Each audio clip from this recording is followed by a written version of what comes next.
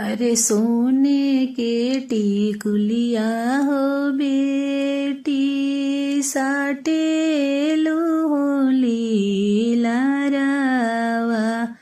अरे सोने के टिकुलिया हो बेटी साटे लीलारावा।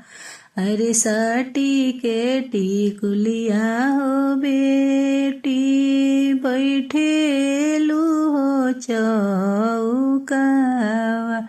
अरे साटी के टिकुलिया हो बेटी बैठेलु हो चौकावा।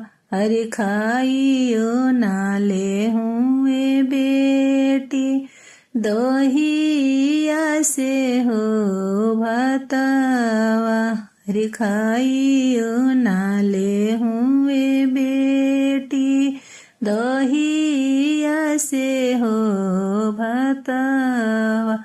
अरे तोहर दही भतवा हो यामा सिकहरवा छुट्टी हो जाई है।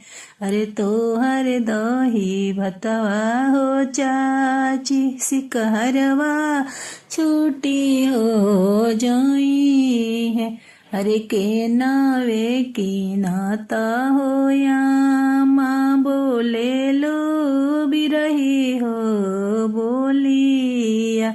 अरे गाँवे घुमाता हो चाची बोले लो बिरही हो बोलिया।